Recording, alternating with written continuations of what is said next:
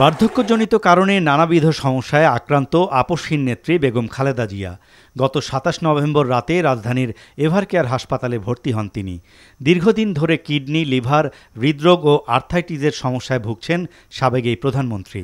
বেগম জিয়ার অসুস্থতার খবরে প্রতিদিনই হাসপাতালে ছুটে যাচ্ছেন দলের নেতাকর্মী ও শুভাকাঙ্ক্ষীরা।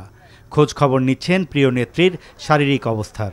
এখন প্রয়োজন সকলের দোয়া। আল্লাহ যেন তিনাকে সুস্থ করেন, আবার আমাদের মধ্যে ফিরিয়ে নিয়ে আসেন। মানুষের অধিকার প্রতিষ্ঠার জন্য এই নেত্রী যে অপরিসীম ত্যাগ স্বীকার করেছেন সেটা সর্বজন বিদিত।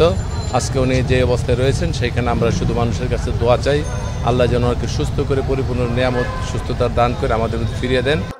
এদিকে দিনব্যাপী রাজধানীসহ দেশের বিভিন্ন স্থানে বেগম খালেদা জিয়ার সুস্থতা কামনা করে দোয়া মাহফিলের আয়োজন করা হয়।